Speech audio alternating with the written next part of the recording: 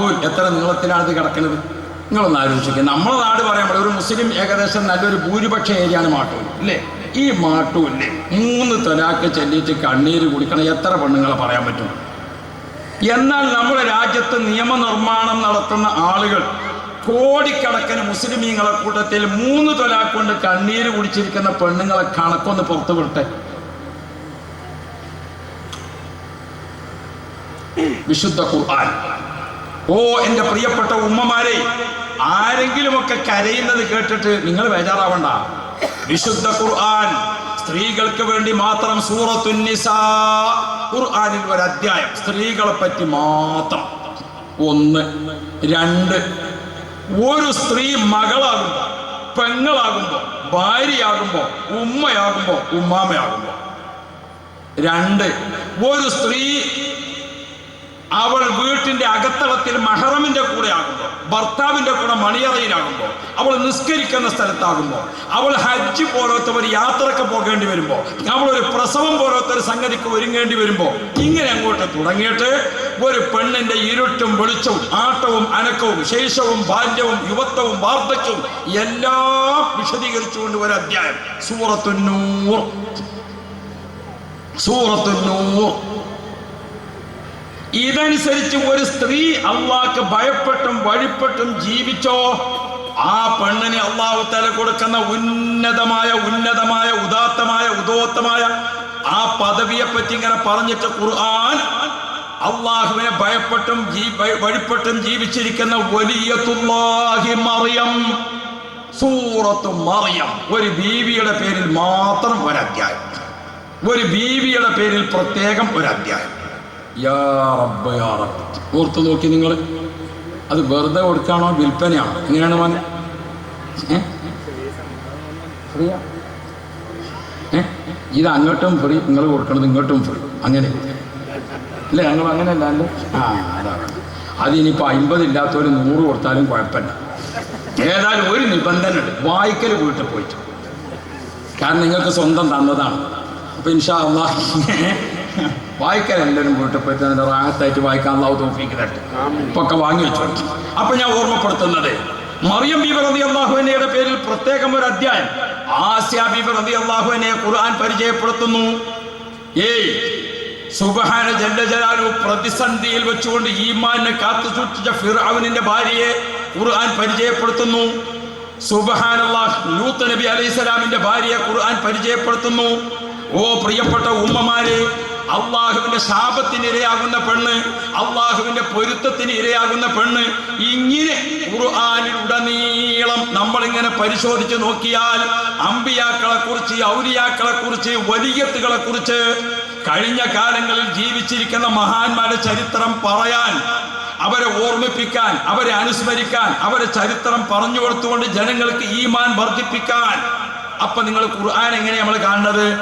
ഖുർആനിൽ സൂറത്തുൽ മുഅ്മിനൂൻ, സൂറത്തുൽ അംബിയാ, സൂറത്തു യൂസുഫ്, അങ്ങനെ അങ്ങോട്ട് നോക്കിയിട്ട് സൂറത്തു ലുഖ്മാൻ, സൂറത്തു മറിയം, ആ തർത്തീബിലാണല്ലോ നമ്മളെ മൗലിദ് കിതാബ് ഉണ്ടാക്കിയത്. അള്ളാഹുവിന്റെ ഔലിയാക്കളെ മൗലിദ് കിതാബ് എടുത്തു നോക്കാണ് നിങ്ങൾ. മൗലിദ് കിതാബ് കണ്ടില്ലേ? സുബ്ഹാന മൗലിദ്, ജഅല മുഹമ്മദ് മൗലിദ്. ഇനി ആ മൗലിദിൽ കുറച്ചങ്ങോട്ട് എത്തിയാൽ പ്രത്യേകം സൂറത്തുൽ കഹ്ഫ് എന്ന് പറഞ്ഞ മാതിരി ബദരീങ്ങൾ ഒരു മൗലിദ്.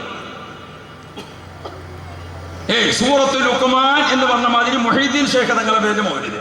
സൂറത്തു മറിയം എന്ന് പറഞ്ഞ മാതിരി സൂറത്ത് ബഹുമാനപ്പെട്ട നഫീസ ബീബി റളിയല്ലാഹു അൻഹയുടെ പേരിൽ മൗലിദ്. ഖുർആൻ അനുസരിച്ച് മാത്രമേ നമ്മളെ മുൻഗാമികൾ ഉണ്ടായിട്ടുള്ളൂ. പിന്നെ മൗലിദികളിൽ ചിലതൊക്കെ എന്തായി മാലയാക്കി, അതാപ്പോ വലിയ പ്രശ്നം.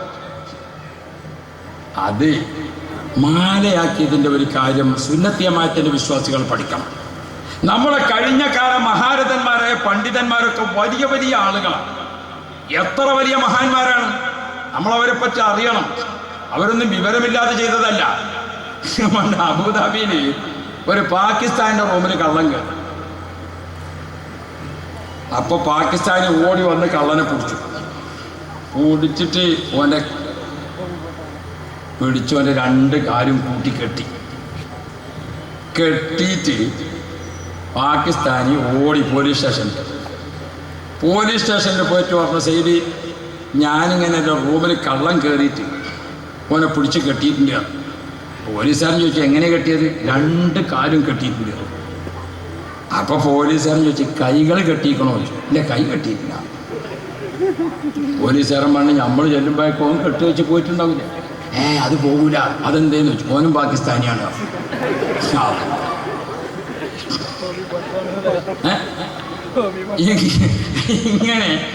ഇങ്ങനെ ഓനും മുജാഹിദ് മറ്റോനും വഹാബി, ഇങ്ങനെ ഓനും പാകിസ്ഥാനിയാന്ന് പറഞ്ഞാൽ അവരെ വർത്താനം കേട്ടിട്ട് നിങ്ങൾ ദീൻ മനസ്സിലാക്കാൻ നിൽക്കണ്ട. അള്ളാഹുവിന്റെ ഔലിയാക്കൾ എന്തുകൊണ്ട് മുഹീദ്ദീൻ ഷേഖ് തങ്ങളെ പറ്റി ഖാദി മുഹമ്മദ് എന്നവർ മാലയുണ്ടാക്കി? ഖാദി മുഹമ്മദ് എന്നവർ 500 കിതാബ് എഴുതിയിരിക്കുന്ന പണ്ഡിത പ്രഭുവാണ്.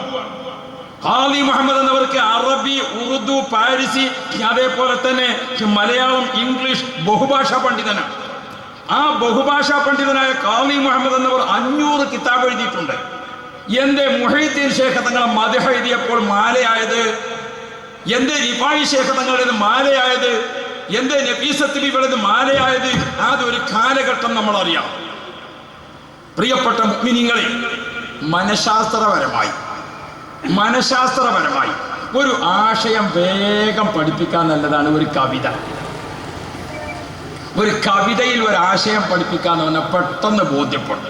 ഏത് ചെറിയ ബുദ്ധിക്കും ബോധ്യപ്പെടും. മുമ്പ് റോഡ് സൈഡിലൊരു നിസ്കാരപ്പള്ളി, അവിടെ പോകുന്ന ആളുകളൊക്കെ മൂത്രം നാറിയിട്ട് അവിടെ നിൽക്കാൻ പറ്റും. നാറിനെ പറ്റി വാസന എന്ന് പറഞ്ഞുകൊണ്ട് ഇപ്പോൾ നന്നാകൂലല്ലോ. അപ്പോൾ നാറിയിട്ട് അവിടെ നിൽക്കാൻ പറ്റും. കമ്മിറ്റിക്കാർ പല ബോർഡും വെച്ചു, ഇവിടെ മൂത്രം ഒഴിക്കരുത്. നമ്മളിപ്പോൾ പോലീസുകാരുടെ അറിയിപ്പ് ഇവിടെ മാലിന്യം ഇടരുതെന്നാണ് അവിടെ തന്നെ കൊണ്ടുപോയിട്ടുള്ളൂ. അങ്ങനെയാണ് നമ്മളെ പതിവ്. അപ്പോൾ ഇത് ആളുകൾ അപ്പോഴാണ് ഒരു കവിത എഴുതുന്ന ആൾ ഒരു ദിവസം ആ വഴിക്ക് ഇങ്ങനെ പോയപ്പോൾ അയാളിങ്ങനെ മൂത്രം നാറിയിട്ട് കണ്ടപ്പോൾ അയാൾ മെല്ലെ ഒരു കവിത അവിടെ എഴുതി വെച്ചു. എന്താ കവിത എഴുതി വെച്ചത്? ഹൗളും കരയിൽ പാത്തരും നന്നല്ല, പാത്തുന്ന പോത്തെ ഈ വിധം ചെയ്യല്ല. പിന്നെ ഒരാൾ മൂത്രം ഒഴിച്ചിട്ടില്ല. അവിടെ വേഗത്തിൽ ബോധ്യപ്പെടും ഒരു കവിത. കവിത ഒരു ആശയം വേഗം ഗ്രഹിക്കാൻ പറ്റിയതാണ്. അതുകൊണ്ടാണ് മുഹീദ്ദീൻ ഷേഖ് തങ്ങൾ ചരിത്രം മാലയാക്കിയത്. 1. 2, ഒരു കവിത എന്ന് പറയുന്നത് കുട്ടികൾക്കും പറ്റും, വലിയവർക്കും പറ്റും, രോഗികൾക്കും പറ്റും, ആരോഗ്യവാനും പറ്റും. അതാണ് കവിതന്റെ പ്രത്യേകത.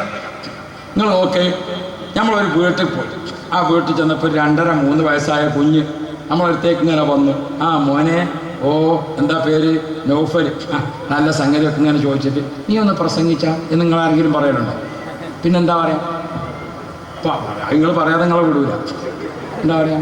ഒരു പാട്ട് പാടി. അപ്പൊ കാണാം, ഒരു പാട്ട്, ഒരു കവിത, അത് കൊച്ചു കുട്ടികൾക്കും പറ്റിയതാണ്. മുഹീദ്ദീൻ ഷേഖ് തങ്ങളെ പറ്റിയുള്ള ചരിത്രം കൊച്ചുകുട്ടിക്കും ഏത് മനസ്സിലാകാത്തവർക്കും എളുപ്പത്തിൽ മനസ്സിലാക്കണം എന്ന മനഃശാസ്ത്രം. 3, ഒരു പ്രായമുള്ള ആള് രോഗമായിട്ട് ഇങ്ങനെ കിടക്കുക. അയാൾക്ക് പഴയ കാലത്ത് ഒരു പാട്ട് ഇങ്ങനെ പാടിയാൽ കേട്ടാൽ ഒരു ആശ്വാസമാണോ അല്ലേ? അത് നിങ്ങൾ പറയാതെ മുഴുവനങ്ങളെ. ഇപ്പൊ പുതിയ നമ്മളെ ആരോഗ്യമന്ത്രി എന്താണ്? ശൈലജ ടീച്ചർ അടക്കമുള്ളവർ എന്താ പറയുന്നത്? പ്രൈവറ്റ് ഹോസ്പിറ്റലുകളിലൊക്കെ പ്രസവ തിയേറ്ററിൽ മ്യൂസിക് വെക്കാൻ തുടങ്ങിയിട്ട് കുറച്ചായി. എന്നാൽ ഇനി അങ്ങോട്ട് പ്രസവിക്കുന്ന എല്ലാ ഗവൺമെന്റ് ഹോസ്പിറ്റലുകളിലെ പ്രസവ വാർഡിൽ മുഴുവൻ മ്യൂസിക് സംവിധാനം വെച്ചിട്ട് ഒരു ചെറിയ കവിത പ്രസവിക്കാൻ കിടക്കുന്ന പെണ്ണുങ്ങളെ കേൾപ്പിക്കണം. എന്തിനു വേണ്ടി? വേദനയുടെ ശക്തി മാനസികമായി കുറക്കാൻ ഹോസ്പിറ്റലുകളെ പ്രസവ വാർഡിൽ ഒരു കവിത വെക്കണം, ഒരു പാട്ട് വെക്കണം, മ്യൂസിക് വെക്കണം. ഇതേ നമ്മളിപ്പോൾ എത്തിയിട്ടുള്ളൂ അവിടെ. ബഹുമാനപ്പെട്ട ഖാദി മുഹമ്മദ് എന്നവർ മലയാളത്തിന് തുഞ്ചത്തെഴുത്തച്ഛൻ ആ പറ എന്ന അക്ഷരമാല കണ്ടെത്തുന്നതിന് മുമ്പാണ് മുഹീദ്ദീൻ ഷേഖ് തങ്ങളെ മാല ഖാദി മുഹമ്മദ് എന്നവർ ഉണ്ടാക്കിയിട്ട് പ്രസവ സമയത്തും അല്ലാത്ത സമയത്തും പാടാൻ. വേദനിക്കുന്ന ആളുകൾക്ക് ഒരു പാട്ട് ഇങ്ങനെ പാടിയാൽ എന്താ അതിൻ്റെ ആശ്വാസം? ഇനി മാത്ര നല്ല സന്തോഷമുള്ള സമയത്തും നമുക്ക് എന്താ വരിക? നല്ലൊരു പാട്ടാണ് വരിക. നല്ല സന്തോഷമുള്ള, അപ്പൊ സന്തോഷത്തിലും ദുഃഖത്തിലും ബാല്യത്തിലും ശൈശവത്തിലും എല്ലാവർക്കും ഉപയോഗിക്കാൻ പറ്റിയതാണ് കവിത. ഇനി വേറെ ഒരു പ്രത്യേക കാരണവും കൂടിയാണ്. അതെന്താ? പഴയ കാലത്ത് നമ്മുടെ കേരളത്തിലും ഇന്ത്യയിലും ഹിന്ദു മത സഹോദരന്മാരിൽ ധാരാളം ആളുകൾ ഇസ്ലാമിലേക്ക് വന്നുകൊണ്ടേയിരിക്കണം. ധാരാളം ആളുകൾ ഇസ്ലാമിലേക്ക് വന്നിട്ടുണ്ട്. എങ്ങനെ ഇസ്ലാമിലേക്ക് വന്നു? അപ്പോഴേക്ക് വാളെടുത്തു, യുദ്ധം ചെയ്തു എന്നാരും മനസ്സിലാക്കണ്ട. എങ്ങനെയാണ് ഇസ്ലാമിലേക്ക് വന്നത്? യാ റബ്ബ്, ഇസ്ലാമിലേക്ക് വന്നത് ബഹുമാനപ്പെട്ട ഖാജാ മുഈനുദ്ദീൻ ചിശ്തി തങ്ങളെ അല്ലാഹു സുബ്ഹാനഹു വ തആല വിളിച്ചു, യാ മുഈനുദ്ദീൻ അൻത സുൽത്താനുൽ ഹിന്ദി വ വലിയുഹ ദാക മസ്കനുക വ മദ്ഫനുക. മുഈനുദ്ദീനെ, നിന്നെ ഞാൻ ഇന്ത്യ രാജ്യത്തിന്റെ രക്ഷാധികാരിയും ഭരണാധികാരിയുമായി നിശ്ചയിച്ചിരിക്കുന്നു. ഇന്ത്യ രാജ്യത്തിന്റെ രക്ഷാധികാരിയും ഭരണാധികാരിയുമായി നിശ്ചയിച്ചിരിക്കുന്നു. ഭൂമിയുടെ മുകൾ ഭാഗത്തും ഭൂമിയുടെ അടിഭാഗത്തും ഇനി നിങ്ങൾക്ക് താമസിക്കാനുള്ളത് ഇന്ത്യയാണ്.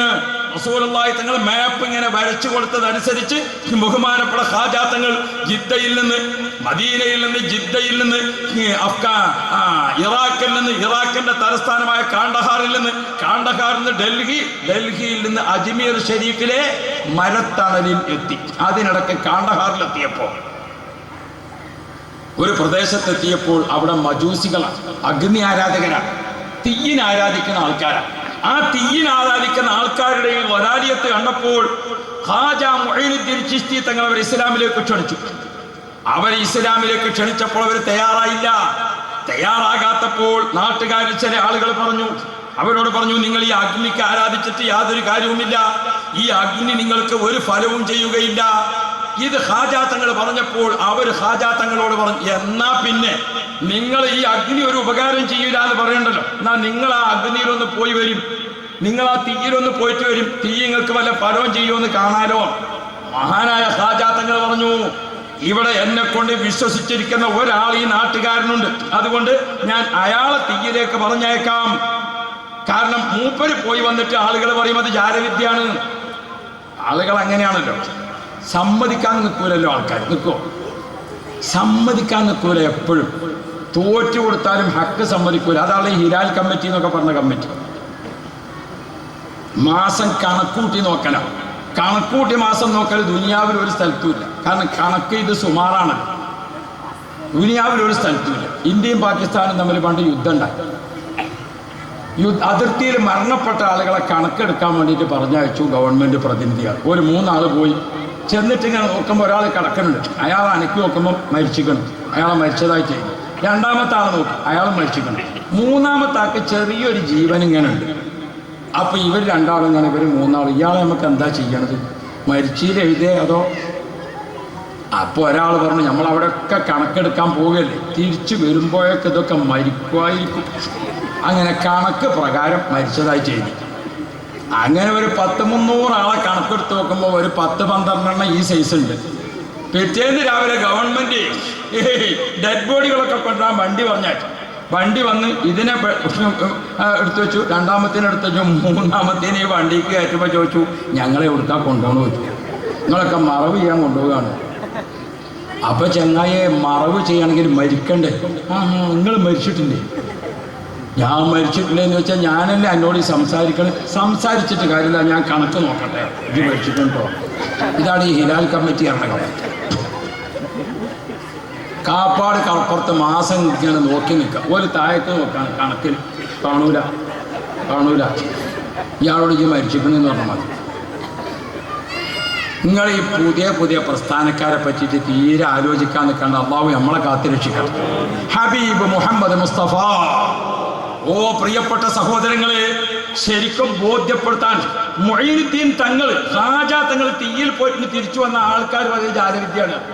അപ്പൊ മൂപ്പര് പറഞ്ഞു, ഈ നാട്ടുകാരൻ എന്നെ കൊണ്ട് വിശ്വസിച്ച ആളുണ്ടല്ലോ, അയാൾ ഞാൻ തീയിലേക്ക് അയക്കട്ടെ എന്ന്. റെഡിയോ? ആളുകളൊക്കെ നോക്കി നിൽക്കത്തക്ക രൂപത്തിൽ ബിസ്മില്ലാഹിർ റഹ്മാനിർ റഹീം ഖുൽനാ യാ നാറു കൂനി ബർദൻ വസലാമൻ അലാ ഇബ്രാഹീം. ആയത്തങ്ങോട്ട് ഓതിയിട്ട് ഖാജാ തങ്ങൾ അദ്ദേഹത്തെ തീയിലേക്ക് അങ്ങോട്ട് വിട്ടു. വർഷങ്ങളായി ആളി കത്തിക്കൊണ്ടിരിക്കുന്ന അഗ്നികുണ്ടാരത്തിൽ മനുഷ്യൻ പോയിട്ട് ഇങ്ങനെ നിന്നു. നാട്ടുകാരൊക്കെ നോക്കി നിന്നു. ആളുകളൊക്കെ അത്ഭുതപ്പെട്ട് ഓർത്ത് അട്ടഹാസിച്ചു. ആ തീയിൽ നിന്ന് അദ്ദേഹം സുഖലോലുപനായി തിരിച്ചിങ്ങോട്ട് വന്നപ്പോൾ നാട്ടുകാർ മുഴുവനും അശ്ഹദു അല്ലാ ഇലാഹ ഇല്ലല്ലാഹ് വ അശ്ഹദു അന്ന മുഹമ്മദർ റസൂലുള്ളാഹ്. നാട്ടുകാർ മുഴുവനും മുസ്ലിമായപ്പോൾ അഗ്നി ആരാധകർ ആരാധിച്ചുകൊണ്ടിരിക്കുന്ന മജൂസികളുടെ അമ്പലം അത് പള്ളിയായി മാറി. അത് പള്ളിയായി മാറി. അങ്ങനെയാണ് പ്രിയപ്പെട്ട മുഅ്മിനീങ്ങളെ ഇസ്ലാം കേരളത്തിൽ ഔലിയാക്കളായ മഹാന്മാരിലൂടെ ഇസ്ലാം ഇങ്ങനെ പ്രചരിച്ച് വന്നപ്പോൾ ഹൈന്ദവ സഹോദരങ്ങൾക്ക് ഇസ്ലാം മതത്തിലേക്കുള്ള പ്രവേശനം കൂടിയ കാലം.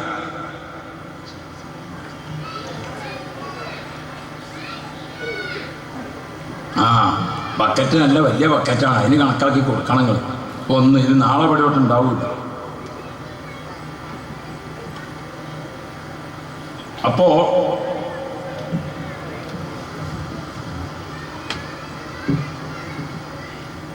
പ്രിയപ്പെട്ട സഹോദര സമുദായത്തിൽ നിന്ന് ഇസ്ലാം മതം സ്വീകരിക്കുന്ന കാലം വർദ്ധിച്ചതാണ്.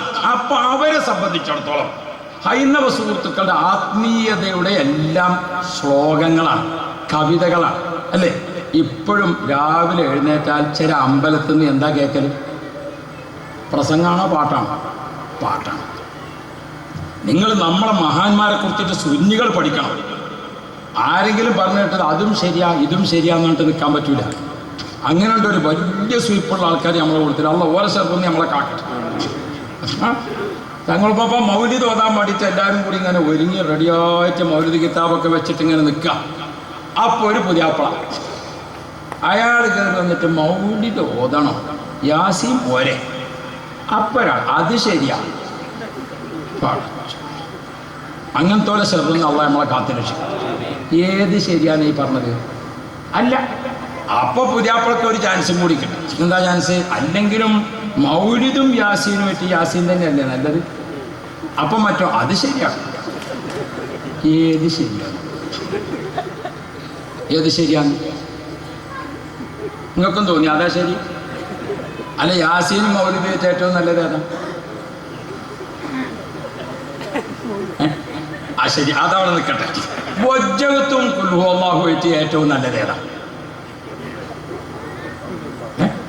ഖുൽ ഹുവല്ലാഹു. എന്നാ നീ അല്ലാഹു അക്ബർ, ഖുൽ ഹുവല്ലാഹു അഹദ്, അല്ലാഹു സമദ്, വജ്ജത്തും ആണോ? ഖുൽ ഹുവല്ലാഹു പോരെ. അത്തഹിയാത്തും യാസീനും വെച്ച് ഏറ്റവും നല്ലത് ഏതാ? എന്നാ ഞാൻ എല്ലാവരും കൂടി യാസീൻ, ഖുർആനുൽ ഹക്കീം, അത്തഹിയാത്തോടെ നിർത്തിക്കളും. ഈ അത് ശരിയാന്ന് പറഞ്ഞുകൊണ്ടല്ലോ വലിയ ശത്രുവാണ് ദീനിന്റെ. വിവരമില്ലാത്തതിന് ശരിവെക്കാൻ പോയത്. അത്തഹിയാത്ത് ഓതേണ്ട സ്ഥലത്ത് മറ്റെല്ലാറ്റിനേക്കാളും ശ്രേഷ്ഠമായത് അത്തഹിയാത്ത്. വജ്ജത്ത് ഓതുന്നിടത്ത് മറ്റെല്ലാറ്റിനേക്കാളും ശ്രേഷ്ഠമായത് വജ്ജത്വ. ലബ്ബൈക അല്ലാഹുമ്മ ലബ്ബൈക ചെല്ലേണ്ട സ്ഥലത്ത് മറ്റെല്ലാറ്റിനേക്കാളും ശ്രേഷ്ഠമായത് ലബ്ബൈക്ക്. മൗലിദ് ഓതേണ്ട സ്ഥലത്ത് മറ്റെല്ലാറ്റിനേക്കാളും ശ്രേഷ്ഠമായത് മൗലിദ. പിന്നെ അത് ശരിയാന്ന് പറയാൻ നിൽക്കുന്നത്. പ്രിയപ്പെട്ട സഹോദരന്മാരെ, ഹൈന്ദവ സുഹൃത്തുക്കൾ കണ്ട നിങ്ങൾ ഇസ്ലാമിലേക്ക് കടന്നു വരികയാണ്. ആ കടന്നു വരുന്ന ആളുകൾക്ക് അവരെ ആത്മീയതയ്ക്ക് കേട്ട് പരിചയമുള്ളത് ഏതാണ്? ശ്ലോകമാണ്, കവിതയാണ്. അപ്പൊ ബഹുമാനപ്പെട്ട ഖാദി മുഹമ്മദ് എന്നവർ മുഹീദ്ദീൻ ഷേഖ് റളിയല്ലാഹുവിന്റെ ചരിത്രം ഇങ്ങനെ പഠിച്ചിട്ട് അത് മുഴുവനും രേഖപ്പെടുത്തിയിട്ട് ബഹുമാനപ്പെട്ടവരതൊരു കവിതയാക്കി. കവിത അതാണ് മാല എന്ന് പറഞ്ഞാൽ. ഒരു കവിതയാക്കി. ആ കവിതയിൽ ഖുർആൻ കൊണ്ടും ഹദീസ് കൊണ്ടും വളരെ വ്യക്തമായി ബോധ്യപ്പെടുത്തുന്ന ചരിത്രം മാലയിൽ രേഖപ്പെടുത്തുകയാണ്. ഒരു മാലയുടെ ഒരു വരി നമുക്ക് പാടാം. എന്താ പാടുന്നത്? മുഹീദ്ദീൻ ഷേഖ് തങ്ങളും റിഫായി ഷേഖ് തങ്ങളും ഒക്കെ ജീവിച്ചപ്പോൾ അവർക്ക് നേരെ കണ്ട് ബോധ്യപ്പെട്ട ചരിത്രമുണ്ട്. നിങ്ങളെ കയ്യിൽ ഈ അഷ്റഫാ എന്ന ഈ പുസ്തകം നിങ്ങളൊന്ന് കൊണ്ടുപോയി വായിക്കാം. ഞാൻ ഇന്ന് രാവിലെ എൻ്റെ നാട്ടിൽ നിന്ന് പുറപ്പെട്ടു ഒരു 3 മണിക്കൂർ വണ്ടിയിൽ ഇങ്ങനെ ഇരിക്കുമ്പോൾ ഒരു 2 മണിക്കൂർ അങ്ങനെ നമുക്ക് ഉറക്കം വേറെ ഫോണും ഒക്കെ ആയിട്ട് പോയി. ഒരു 3 മണിക്കൂർ ഞാൻ വണ്ടിയിൽ ഇങ്ങനെ വായിച്ചപ്പോൾ ഇതിൽ ഏകദേശം ഭാഗങ്ങളൊക്കെ വായിച്ചു. സുബ്ഹാനല്ലാഹ്, ഓരോ മഹാന്മാരും നമ്മൾ ആദരിക്കുന്ന, നമ്മൾ ഉറൂസ് കഴിക്കുന്ന മഹാനവറുകളെ പറ്റിയിട്ട് ഈ കോയമ്പത്തങ്ങൾ ഉപ്പാപ്പ എഴുതിയിട്ടുണ്ട്. ബഹുമാനപ്പെട്ട കൻസുൽ ഉലമ ചിത്താരി ഉസ്താദിന്റെ ഉദ്ധരണിയുണ്ട്. ബഹുമാനപ്പെട്ട ഖലീൽ തങ്ങൾ പാപ്പയുടെ ഉദ്ധരണിയുണ്ട്. ബഹുമാനപ്പെട്ട PA ഉസ്താദ് പറഞ്ഞ അനുഭവമുണ്ട്. ബഹുമാനപ്പെട്ട സഹോദരന്മാർ MA ഉസ്താദ് പറഞ്ഞ അനുഭവമുണ്ട്. അതൊക്കെ ഇതിലിങ്ങനെ രേഖപ്പെടുത്തി വച്ചിരിക്കുന്നത് ഖുർആനിന്റെ ശൈലിയാണ്, ഹദീസിന്റെ ശൈലിയാണ്, മഹാന്മാർ നമുക്ക് പഠിപ്പിച്ചിരിക്കുന്ന രീതിയാണ്. അതാത് കാലത്ത് അനുഭവിച്ചിരിക്കുന്ന ആളുകൾ അനുഭവം പറയും. അതാണ് ദീനിന്റെ ഏറ്റവും പ്രധാനപ്പെട്ടത്. ബഹുമാനപ്പെട്ട റിഫായി ശൈഖ് തങ്ങളുടെ മുമ്പിൽ രണ്ട് ചെവിയും കേൾക്കാത്ത ആൾ വന്നാൽ റിഫായി ശൈഖ് തങ്ങൾ അസ്സലാമു അലൈക്കും വഅലൈക്കും സലാം, അടച്ചോനെ 25 വയസ്സായിട്ട് ഇതുവരെ ചെവി കേൾക്കാത്ത ആള് റിഫായി ശൈഖ് തങ്ങൾ സലാം ചൊല്ലിയാൽ വഅലൈക്കും സലാം, മറ്റോരൊന്നും പറഞ്ഞാൽ കേൾക്കുന്നുമില്ല. മുഹീദ്ദീൻ ശൈഖ് റളിയല്ലാഹു അൻഹുവിന്റെ അടുക്കൽ തീരെ മിണ്ടാത്ത ആൾ വന്നു. ആ മിണ്ടാത്ത ആൾ വന്നപ്പോൾ ഇപ്പം മുഹീദ്ദീൻ ശൈഖ് തങ്ങൾ അയാളോട് അസ്സലാമു അലൈക്കും വഅലൈക്കും സലാം. മിണ്ടാത്ത ആളോട് മിണ്ടിപ്പിക്കുന്നത്, കേൾവിയില്ലാത്തവനെ കേൾപ്പിക്കുന്നത്. ബഹുമാനപ്പെട്ട മുഹീദ്ദീൻ ശൈഖ് തങ്ങൾ റിഫായി ശൈഖ് തങ്ങളെ മാല രേഖപ്പെടുത്തിയപ്പോൾ ഒരു വരി നിങ്ങൾ കേൾക്കണം.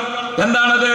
ഇപ്പൊ ഇവിടെ സംസാരിക്കുന്നത് റിഫായി ശൈഖ് തങ്ങളാണെങ്കിൽ റിഫായി ശൈഖ് തങ്ങൾ വിചാരിച്ചാൽ ഈ പ്രസംഗം ലോകത്തെ മുഴുവനും കേൾപ്പിക്കാൻ മൂപ്പർക്ക് സാധിക്കും. അത് അള്ളാഹു തആല കൊടുത്ത പ്രത്യേക കഴിവാണ്. അള്ളാഹുടെ ഏകൽക്ക് ഉറുദി പറയുമ്പോൾ ആലത്തില്ലാകയും കേൾക്കും അതെന്നോവർ. റിഫായി ശൈഖ് റളിയല്ലാഹു അൻഹു ഒരു സ്ഥലത്ത് നിന്ന് വഅദ് പറഞ്ഞാൽ ആലം, ലോകം മുഴുവനും അത് കേൾക്കും. അള്ളാഹുടെ ഏകൽക്ക് ഉറുദി പറയുമ്പോൾ ആലത്തില്ലാകയും കേൾക്കും അതെന്നോവർ. അള്ളാഹുവിനെ ഭയപ്പെട്ടുകൊണ്ട് ഉറുദി പറയുകയാണ്, ദീനിന്റെ ഉറുദി പറയാൻ. അത് റിഫായി ശൈഖ് തങ്ങൾ പറയുമ്പോൾ മൂപ്പര് വിചാരിക്കാണ് ഇത് ലോകത്ത് മുഴുവനും കേൾക്കണമെന്ന് വിചാരിച്ചാൽ ലോകത്ത് മുഴുവനും കേൾപ്പിക്കാൻ സാധിക്കും. അത് മഹാന്മാരെ പറ്റിയാണ് പറഞ്ഞപ്പോ അത് ഓവറായിട്ട്, അത് ഓവറായിട്ട്. ഒന്നിരിക്കലും മതം പഠിക്കാം അല്ലെങ്കിൽ ശാസ്ത്രം പഠിക്കാം, രണ്ടും ഇല്ലെങ്കിൽ വഹാബിയാകാനുണ്ട്. അള്ളാഹു നമ്മളെ കാക്കണം. എന്താണ് ഇവിടെ അടിത്തറ? സാധാരണ കേൾപ്പിക്കുന്നതിനപ്പുറം കേൾപ്പിക്കാൻ മഹാന്മാർക്ക് സാധിച്ചു. ഇസ്ലാമിൽ അതിനെന്താ കുഴപ്പം? ഇസ്ലാമിൽ അതിനെന്താ കുഴപ്പം? അടിത്തറയിലേക്ക് നോക്കാം നമുക്ക്. ഒരു സ്ഥലത്ത് നിന്ന് വിളിച്ചിട്ട് ലോകം മുഴുവനും കേൾക്കൂലേ? ഞാൻ മാട്ടൂല് കേട്ടോ അല്ലേ എന്ന് ചോദിക്കാറുണ്ട്. ബഹുമാനപ്പെട്ട ഖലീലുല്ലാഹി നബി ഇബ്രാഹിം, വഇദ് യർഫഉ ഇബ്രാഹിമുൽ ഖവാഇദ മിനൽ ബൈത്തി വഇസ്മാഈലു റബ്ബനാ തഖബ്ബൽ മിന്നാ. ഇബ്രാഹിം നബി അലൈഹി സ്വലാമിനോട് അള്ളാഹു പറഞ്ഞു, നിങ്ങളും മകനും കൂടി കഅബത്തിന്റെ പുനർനിർമ്മാണം നടത്തണം, കഅബത്തിന്റെ പുനർനിർമ്മാണം നടത്തണം. ജിബ്രീൽ അലൈഹി സ്വലാമിന്റെ നേതൃത്വത്തിൽ കഅബത്തിന്റെ പുനർനിർമ്മാണം ഇങ്ങനെ നടക്കുകയാണ്. അല്ലാഹ് ആ നിർമ്മാണം നടക്കുമ്പോൾ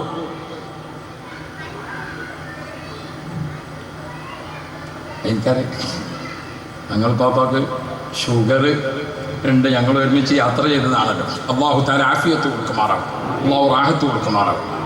തങ്ങളൊന്ന് മൂത്രമൊഴിച്ചൊന്ന് ഫ്രഷായി വന്നിട്ട് നമുക്ക് ദുആയിക്ക് കടക്കാം. അപ്പം ഞാൻ ബാക്കി പൂർത്തിയാക്കാം. അള്ളാഹുവിന് ആഫിയത്ത് കൊടുക്കണേ. അള്ളാഹ് ഹബീബുന മുഹമ്മദ് മുസ്തഫ.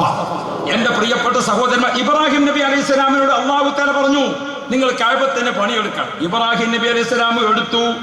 അള്ളാഹ് ഉദ്ദേശിച്ചതുപോലെ അത് പൂർത്തിയായി എന്നുള്ള കാര്യം ഉറപ്പല്ലേ? അള്ളയാണ് കൽപ്പിക്കുന്നത്. ജിബ്രീൽ അലൈഹി സ്വലാമാണ് നേതൃത്വം. എടുക്കുന്നത് ആരാ? ഇബ്രാഹിം നബിയാണ്. സഹായി ആരാണ്? ഇസ്മായിൽ നബി അലൈഹി സ്വലാമ.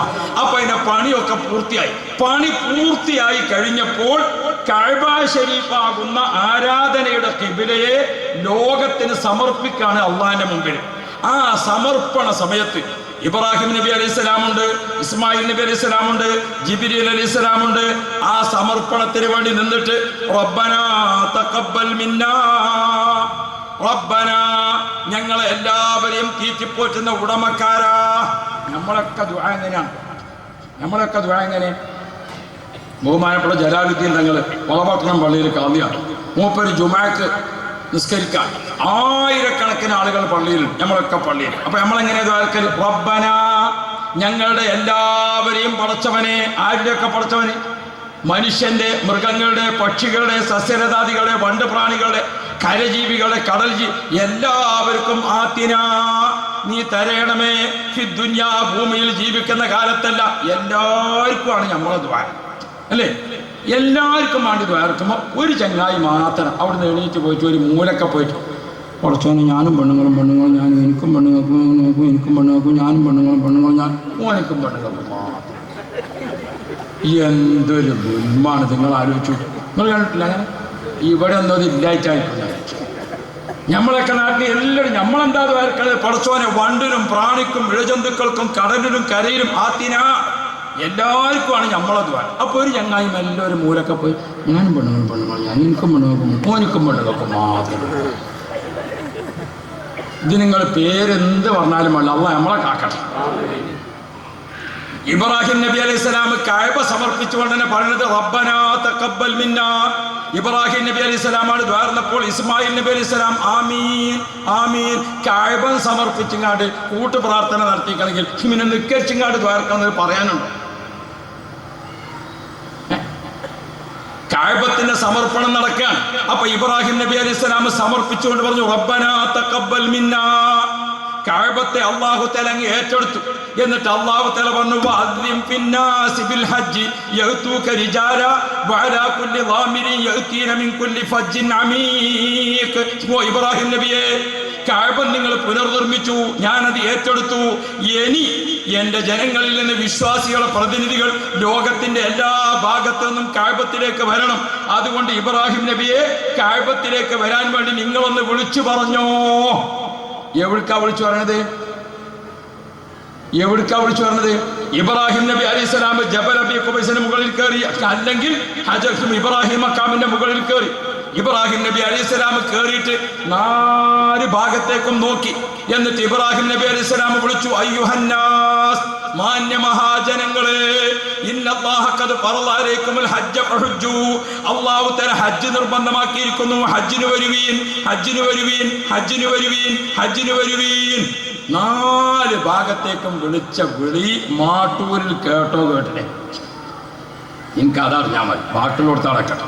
നിങ്ങളെവിടെ ഇബ്രാഹിം നബിന്റെ വിളി കേട്ടോ കേട്ടില്ലേ? കേട്ടു. ഇബ്രാഹിം നബി അലൈഹി സ്വലാമിന്റെ വിളി കേൾക്കാൻ ഭാഗ്യം ലഭിച്ച ആളാണ്. ഇപ്രാവശ്യം ഹജ്ജിന് പോവുക. എന്തേ? ഇബ്രാഹിം നബിന്റെ വിളി കേട്ടു. ഇപ്പോഴും കേട്ടുകൊണ്ടിരിക്കുന്നുണ്ടോ? ഇല്ലേ?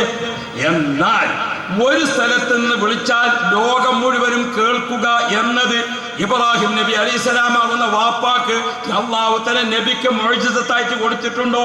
ഞാൻ നബിയുടെ പിൻഗാമികളിൽപ്പെട്ട വലിയായ സുൽത്താനുൽ ആരിഫീൻ ബഹുമാനപ്പെട്ട റിഫായി ശൈഖ് തങ്ങൾക്ക് അത് കറാമത്തായിട്ട് കിട്ടുന്നതിൽ ഖുർആനിന് സംശയമില്ല, മുഅ്മിനീങ്ങൾക്ക് സംശയമില്ല.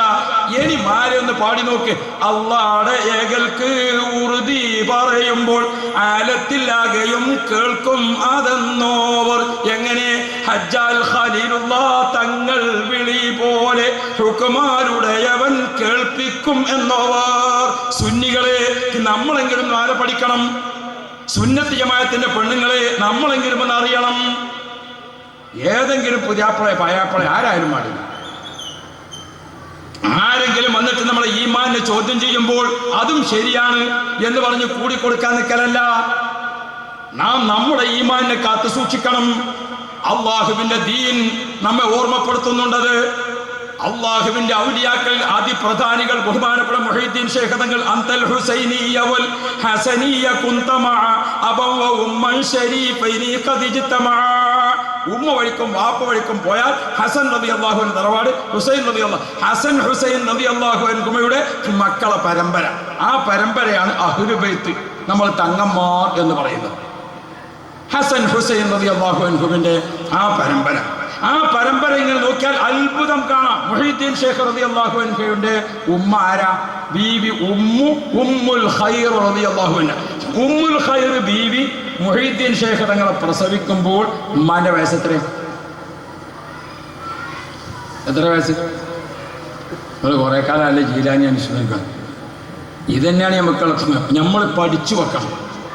പഠിച്ചു വെച്ചാൽ മാത്രം പോലെ. ചിലതൊക്കെ നമ്മളെടുത്ത് 2 മറുപടി വേണം.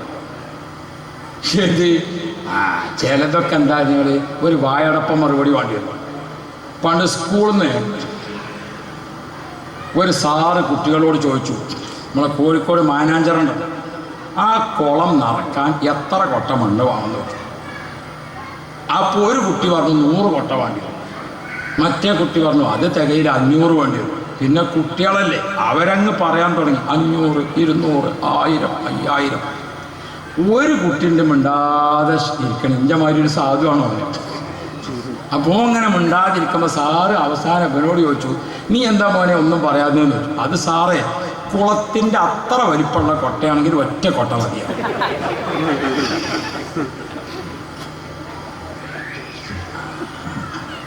ഇപ്പം ചിലത് നമ്മളടുത്ത് ഏത് വേണം, ഉരുളക്കുപ്പേരി ചിലത്